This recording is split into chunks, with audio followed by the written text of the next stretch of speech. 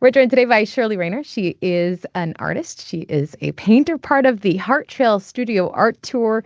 It's now into its sixth annual year. For those who have never heard of the Studio Art Tour, tell us a little bit about it. Well, it's not unique. There are other art tours around, and so we were all aware of it. And I belong to a local group called the Charleswood Art Group, and there were a few people in the group that just decided they wanted to put something on like that because we have quite a vibrant artistic community, I would say, in the Charleswood, Headingley, Tuxedo area. And so they asked around with a few people in the club and said, "Do you want to start something like this?" And we all thought it was a really good idea because I think as artists, we're always looking for opportunities to exhibit our work because as an artist, you work all by yourself in your little studio. You spend so much alone time that it's really nice to have those opportunities to get out, in the public and talk about your work. Like we all like to have an audience at some time or other. You say it's not unique, but I say it's unique because it's an opportunity to go in one direction, one part of the city, an opportunity to explore all of these different artists, all of these different ways of creating art, all within one tour. For those who have never experienced, I myself have never had the Okay. opportunity to experience something like this. What can people experience out of a tour like this one? Well, it's kind of like a smorgasbord. In other words, you can do as little or as much as you like because there are a total of 20. I think it's 20 artists this year on the tour. I think we have two artists that are showing in one particular location. But anyway, there's all those different home studios that you have access to for the whole weekend. So there is a brochure available that has a little description and our address so you can find us. And we've got signage out there to help, direct people.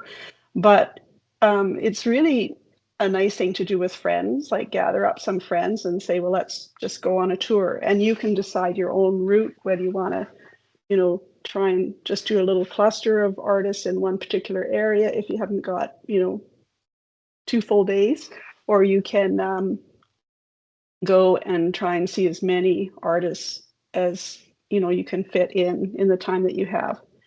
So it's pretty diverse. Like we have a pretty big range of artists, like a lot of different mediums that people work in, like several people like me that paint, but we have two sculptors that carve in Hmm. stone. We have one man that uses dye on silk, creates the most incredible detailed paintings and very vibrant because the dyes are so vibrant. So there's something I think that would appeal to anybody.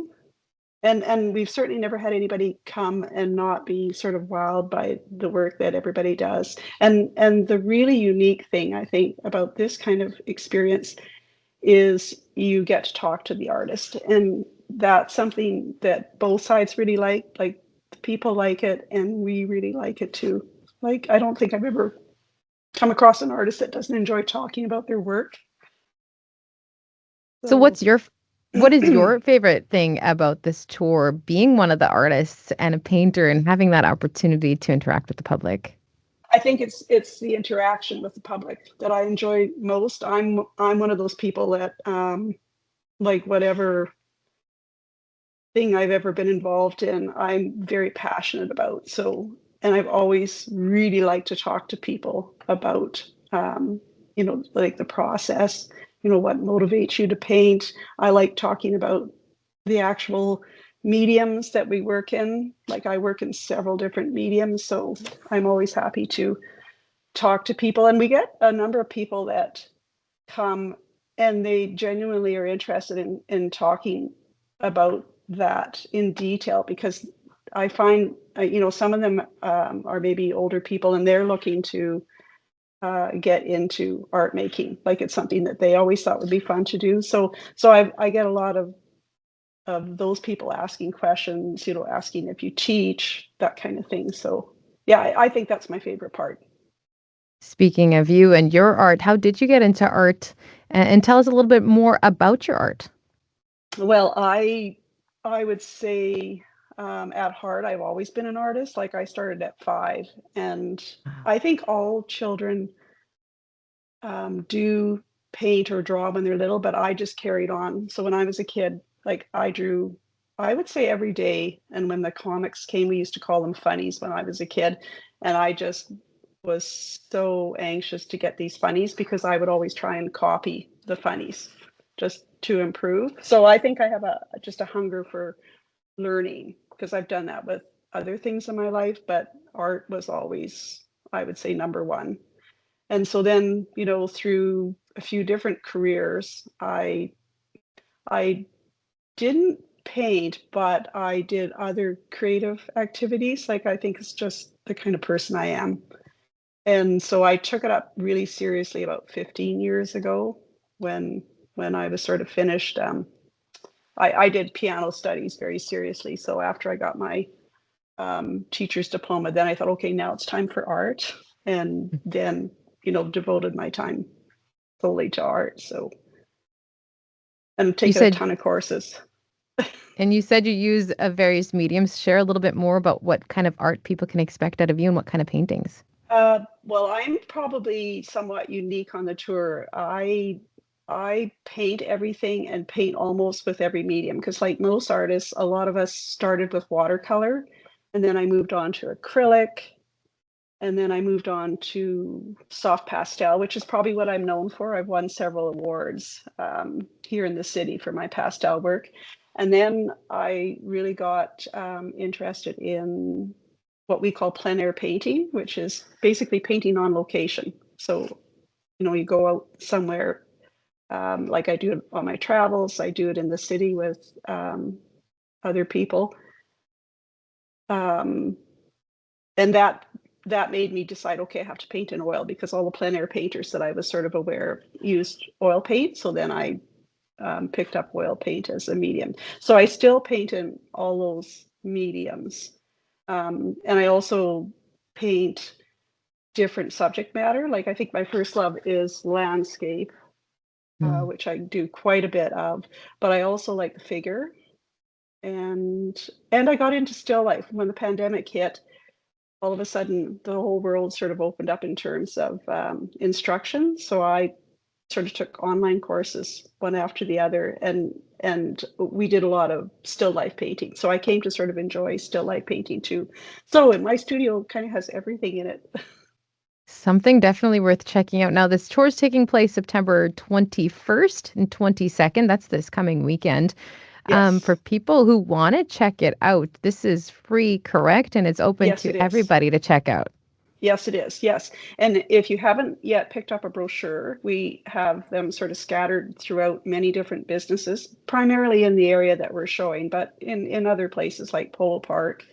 You know, if you haven't had a chance to get a brochure, then you can always download one if you go to our website, which is hearttrailstudiotour.net. So it's an easy thing to do, and I highly recommend doing that because otherwise it'll be difficult to sort of find where all the artists are. So that's kind of an essential thing. And the other thing I want to point out to people too is one of the real perks is we have what's called a passport. It's just like a little card, and it's got a little square for every artist. So as you go around to each artist studio, they each have a stamp. So get your passport stamped, and then at the last studio that you visit, you can drop it off with that artist. They'll have somewhere to keep it. And we do a draw immediately after the tour, and you get $400 towards purchasing anything at any studio. So that's a really nice, with $400, you can actually get something Yeah, like for get a sure. piece of art or a piece of pottery or several pieces of pottery. So And that was going to be another question of mine. Speaking of purchasing, is there the opportunity to purchase art along this tour as well? oh yes, yes. I mean, it's an exhibit, but all artists are happy to sell their work. Occasionally I think people will have the odd piece, perhaps that's not for sale. Like in my case, I actually have a couple of family portraits that aren't for sale, but I still like to exhibit them just to show people what I can do. Definitely. And with the name Heart Trail, most of these are kind of off of the Heart Trail. Is that correct? Majority of the studios? I mean, you have to travel in a little bit. I was taking a look Yes. at that, but Yes, yeah, they are quite. We actually have quite a few clusters of people. So I happen to be in South Tuxedo, where there's a cluster of about three of us.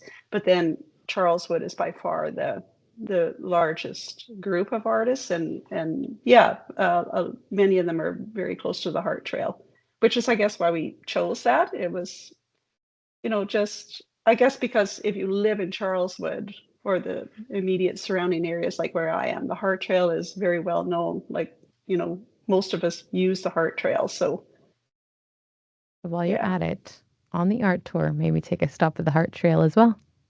Thank you so much for joining us again. If our listeners want to learn more about this tour, what was that website again? It's hearttrailstudiotour.net. So if you just put in Hart Fantastic. Trail Studio Tour search, it'll come up. Fantastic. Thank you so much for joining me this morning. I appreciate it. Oh, you're very welcome. Thank you.